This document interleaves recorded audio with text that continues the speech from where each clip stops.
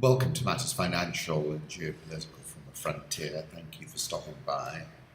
The year has nearly ended now, just a couple more days. So let me leave with firstly, some financial market thoughts. Whither the dollar? Have a look at this. This is from Bloomberg. The dollar has been on a tear since Trump won the election. And I spoke about this on the 21st of November when I said Trump is accelerating a global flight to quality and a stampede back into US assets. On the 14th of November, I said there is more to come as the cost of money is normalized. Then I couldn't resist this, the man who invented the world's most important number. This is Minos Zombonakis, who devised LIBOR. Let's take a look back at this year's performance, and if you take a look at this, it gives you an inkling as to what were the world's best and worst performing assets for 2016. We'll go back to that over the next couple of podcasts. Home thoughts. This is a photograph I took early in the morning, looking down towards the city, the sun risen. Nairobi's quite deserted, and it only takes a moment to get from A to B at the moment, which is rather nice. Took me to T.S. Eliot, let us go through certain half-deserted streets, the muttering retreats of restless nights, in one-night cheap hotels and sawdust restaurants with oyster shells. Streets that follow like a tedious argument of insidious intent, to lead you to an overwhelming question. Oh, do not ask, what is it? Let us go and make our visit. For $191,000, you can take a one-way flight back in time so that you can say goodbye to 2016 twice. Rather good idea, I thought. Birds flying east, planes flying west. Another busy morning by the Thames this morning in Chiswick. Planet Earth has an endless ability to astound. A salt flat in Bolivia turns into a mirror of the sky. This is by James Melville. And I couldn't resist this article. Meti stands for Messaging Extraterrestrial Intelligence and is a new project that will look to send out signals into space so that extraterrestrials can pick them up. Scientists have tried in the past to send out messages into space. Those have included NASA's Pioneer 10 and 11 spacecraft that carried messages written onto plaques and a record, as well as radio messages that have been sent out into the universe. It isn't clear that any of those have ever been received. Some have suggested that we might have received similar messages ourselves, but most scientists believe that we have so far failed to hear or talk to any alien life. I'll take you back again to that Don DeLillo, that the specialist is monitoring data on his mission console when a voice breaks in, a voice that carried with it a strange and unspecifiable poignancy. He checks in with his flight dynamics and conceptual paradigm officers at Colorado Command. We have a deviant tomahawk. We copy, there's a voice. We have gross oscillation here. There's some interference. I've gone redundant, but I'm not sure it's helping. We're clearing an ad frame to locate source. Thank you, Colorado. It is probably just selective noise. You are negative red on the step function quad. It was a voice, I told them. We have just received an affirm on selective noise. We will correct tomahawk. In the meantime, advise you to stay redundant.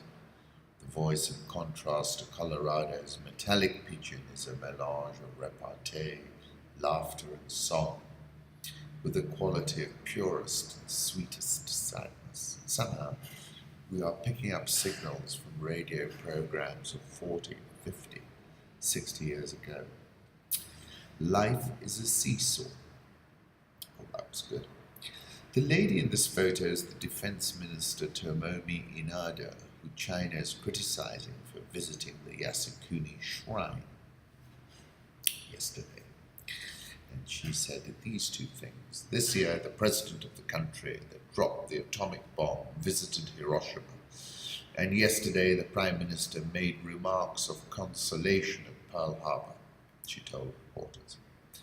I visited the shrine wishing to firmly create peace for Japan and the world from a future-oriented perspective like that. What it means is not very clear, though, is it? Netanyahu has condemned biased John Kerry's speech, on which wrap-ups there's a link to the transcript which you can go and read for yourself in detail. And it was a pretty long piece. He says this is an issue which I've worked on intensely during my time as Secretary of State for one simple reason, because the two-state solution is the only way to achieve a just and lasting peace between Israelis and Palestinians. It is the only way to ensure Israel's future as a Jewish and democratic state, living in peace and security with its neighbors. It is the only way to ensure a future of freedom and dignity for the Palestinian people. And it is an important way of advancing US interests in the region. He said, I would like to explain why the future is now in jeopardy. The bottom line, the vote in the UN was about preserving the two-state solution. That's one of the most striking realities about the current situation. This critical decision about the future one state or two states is effectively being made on the ground every day, despite the expressed opinion of the majority of the people. The status quo is leading towards one state and perpetual occupation. But most of the public either ignores it or has given up hope that anything can be done to change it. With this passive resignation, the problem only gets worse, the risks get greater, and the choices are narrowed. The settler population in the West Bank alone, not including East Jerusalem, has increased by nearly 270,000 since Oslo, including 100,000 just since 2009, when President Obama's term began. No point pretending they're just in large settlement blocks. Nearly 90,000 settlers are living east of the separation barrier that was created by Israel itself. For the first time, it would apply Israeli domestic law to the West Bank rather than military law, a major step towards annexation. When the law passed first reading in the Knesset, one of its chief proponents said proudly, today the Israeli Knesset moved from heading towards establishing a Palestinian state towards Israeli sovereignty in Judea and Samaria. Look, it's a very late, extra time-like intervention, and I'm not sure it will prove enough to stop the freight train that is the one-state Israel solution that Netanyahu is the chief promoter of. This is a very late intervention and might not be able to frame the topic further than the inauguration of President Trump. However, it pulls up the paradox at the heart of this matter. Settlement expansion negates a two-state solution and promotes a one-state solution. And that one-state solution, if it is not democratic, has to be an apartheid system. The Obama administration's final warning on the Middle East process, as the New Yorker David Remnick, the world was gloomy before I won. There was no hope, Trump tweeted on the day after Christmas. Now the market is up nearly 10% and Christmas spending is over $1 trillion. He is both the Prince of Peace and the savior of the NASDAQ index. In the week since Election Day, Trump has also proved more than once that it is possible to deepen global anxiety armed with nothing more than a galling level of presumption and a Twitter account. Set off a new arms race with Moscow, a trade war with China, whatever. Type for a few seconds, press tweet, and the world trembles. Trump is prepared to insert himself into any argument, even if it is a century old and endlessly complex, with half a thought and 140 characters.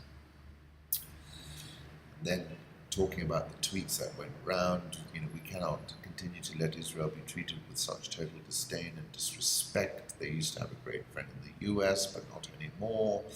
The beginning of the end was the horrible Iran deal, and now this UN Stay Strong Israel. January 20th is fast approaching. Minutes later, Netanyahu, the Israeli Prime Minister, tweeted back his affection and implicit contempt for Obama. President-elect Trump, thank you for your warm friendship and your clear-cut support for Israel. Netanyahu put in emojis for the Israeli and American flags and made sure to add Ivanka Trump and Donald Trump Jr. On one level, it seemed as if the traditional language of diplomacy, stilted, guarded, but respectful of complexity, had finally devolved into the realm of the sitcom. Going to doing my best to disregard the many inflammatory President O statements and roadblocks he tweeted. Thought it was going to be a smooth transition, not. Daniel Kurtzer, who was ambassador to Egypt under Bill Clinton and ambassador to Israel under George Bush, told me he was appalled by Trump's presumption and Netanyahu's collusion. We are in uncharted waters, a president-elect trying to make policy, and a foreign leader conspiring with that president-elect to undercut a sitting president. But such are the times. In any normal situation, we would all be out on the streets protesting and saying to Trump, we elected you president, but you don't start until January 20th. But this guy doesn't care. Obama, the avatar of hope, has lost hope, or at least he has lost hope for the near future. As time ran out, he came to believe that setting down a marker was essential. The status quo is leading toward one state or perpetual occupation, Kerry warned. Israelis do not need to be lectured about the importance of peace by foreign leaders, Netanyahu said in a dismissive speech delivered shortly after Kerry's. He said that Kerry had been almost as unbalanced as the UN anti-settlement resolution. And he went on, what the Secretary of State failed to recognize was that the conflict with the Palestinians has always been about Israel's right to exist. In the Trump administration, Friedman, who is the appointee to be the ambassador to Tel Aviv, wrote during the campaign in the Jerusalem Post, Israel will feel no pressure from the United States and there will be no daylight between the two countries. Javier Solana tweeted Netanyahu is naked, and I think that's what President Obama has achieved at this point. He's shone a torch on that fundamental paradox that Netanyahu, as chief promoter of one-state solution, is actually pursuing. Compare this, which is Netanyahu and Donald Trump, with this, which is President Obama and Netanyahu, and then finally Barack Obama and Vladimir Putin. And it is, after all, what the face reveals. Doing my best to disregard the many inflammatory President O statements and roadblocks, thought it was going to be a smooth transition, not. That was Trump. Netanyahu retweeted Trump, thank you for your warm friendship and your clear-cut support for Israel, and CC'd Ivanka and Donald Trump. Israel's Attorney General has ordered a criminal investigation into Prime Minister Netanyahu. I saw this tweet, trends, tendance, Le Pen et Whither, la revanche des blondes. At this moment, President Putin has fortress Europe surrounded. An intellectual father of new zeitgeist that propelled Brexit, Le Pen, the five-star movement in Italy, Geert Wilders in the Netherlands, is Vladimir Putin. Trump says the US should move on rather than sanction Russia, so we've got another big change happening there. On the 20th, Turkey and Russia agreed terms of Syria's ceasefire, essentially trying to shut out the US and the EU. Bitcoin ends 2016 as the top currency as it nears $1,000. It's up nearly 100% since 120% since the start of the year. Compare that to some of the other places you could have parked your money. Investing in equities would have earned you a modest 9% through the S&P or 7% from the Nasdaq. Gold gave up most of its gains from the year to finish up around 6%. Oil was up about 50%. Chip stocks have been the best performers of the year, up about 200%. Bitcoin was also the clear winner among other currencies, easily outstripping the approximately 20% gains posted by the rial and the Russian ruble. So what explains Bitcoin's banner year? Popular explanations include the risk of currency controls in China, as well as geopolitical instability that is leading people to seek a safe haven for those assets. Then have a look at this from JP Spinetto. Very tight race between the pound, RG, Mexican peso, and the Turkish lira for the title of worst main currency this year. Draghi is making the Fed look more and more like amateurs. ECB balance sheet now equates to 35.3% of Eurozone GDP compared to the Fed's 23.9%. Currency markets: euro dollar 104.61, dollar index 102.92. Japanese yen has had a strong move, 116.30. Swiss franc 102.53. The pound 122.52. The Aussie 0.7211. Indian rupee back above 68 at 68.115. South Korean won 1207.73. Brazilian real 328.47. Egyptian pound 18.87. And the rand 13.77. It's a little bit of buying coming into the Egyptian pound and South African rand. I'm bullish the dollar, as I've said previously. Gold 1148 levels. I don't think it's going to go much higher than here. Have a look at this, a tale of two oil markets. Year to date, Brent front month contract is up 50%. 5-year forward is up just 2%. So people are bullish about near-term dynamics, but not so confident about what prices are going to do looking out. I'll put up a crude oil chart, last trading at $53.83. I made a bold call a few weeks ago when I said it wouldn't go above 60. Let's see what happens. Russia credit default swaps. Take a look at this big rally as people's perspective on Russia has improved. Sub-Saharan Africa. Media reports reveal how ZANU PF recently purchased over 365 double cab vehicles and buses from South Africa for its 2018 election campaign. In an economy starved of foreign currency, it is anyone's guess where the money came from. To stimulate the Zimbabwean economy, the answer lies not in any fiscal or monetary interventions, but a real shift in governmentality. This is impossible to achieve under a regime led by a nonagenarian whose main aim was to maintain power for the better part of his 36-year rule. It is easy to see why the real legacy of the bond notes is likely to be that of funding ZANU PF activities and elections by mopping up hard currency to fund import requirements as the economy plunges further. Whether or not they can sustain this and even crawl towards 2018, the potential effects of the injection of more bond notes under pressure to offset the liquidity shortages may eventually exceed the targeted $70 million and influence the political scene in unpredictable ways.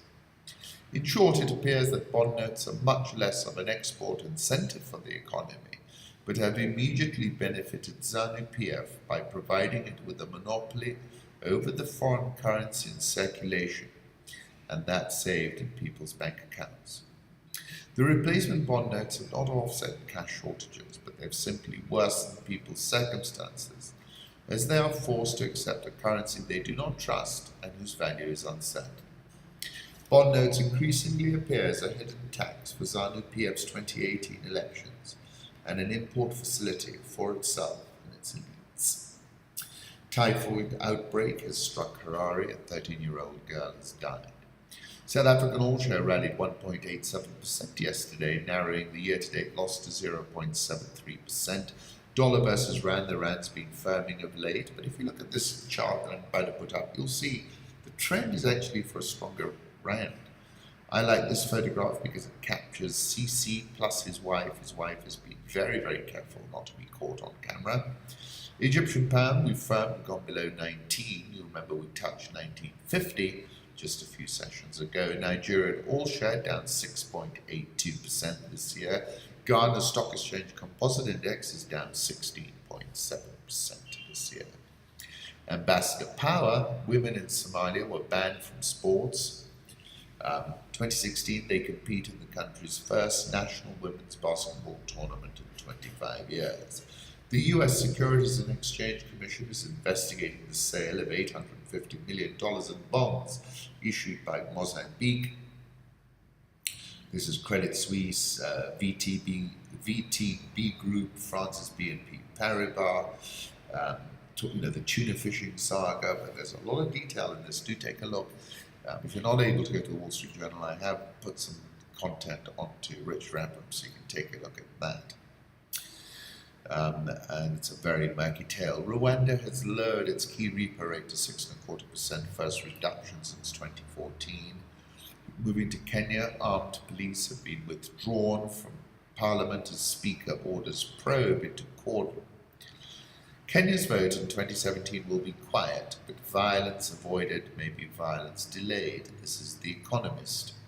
Kenya weekly T-bill auction results failed. 182-day bills were undersubscribed by 64.32%. The 364-day T-bill sale was cancelled. Kenya shilling was lost at 102.45. Nairobi all share is down 9.77% this year. Nairobi NSE 20 is down 22.52% this year. Kenya's total regional exports dropped to 119 billion shillings, down by 11 billion. Third down move in a row, third year in a row. Country's exports shrunk compared to 130.5 billion in a similar period last year. Uganda, which has traditionally been the highest consumer of Kenyan goods, recorded the largest decline of 10.2 billion, wiping out the rebound witnessed last year. South Sudan, of course, has been unstable. Other neighboring countries that absorb less of Kenyan products include Rwanda, DR Congo, Sudan, Tanzania, and Somalia purchased more. Kenyan manufacturers have also reported a tough year, attributing it to rising demand in the region for cheaper imports from China. China is the largest seller in Kenya, with the country importing goods worth 317.4 billion from Beijing in the 10 months to October. India, second largest, 215.4 billion, but that dropped from 262 billion. I went back to reread John Henry Patterson and the Man-Eaters of Savo, because I remembered he described this area where we went to visit in the Nairobi National Park, which is basically going back on the Mombasa-Nairobi Road towards Athi River, Athi Plains, Kapiti Plains. And suddenly I rediscovered it, that area, and I've seen a ton of stuff whenever I go to the national park. You have to drive a bit, you see lions, rhinos, the whole lot. They're all down in that corner for some reason. And if you read this little article, little piece I've taken a photograph of from John Henry Patterson, you'll see how it remains rich in wildlife all these years later, notwithstanding what we've seen. Recent data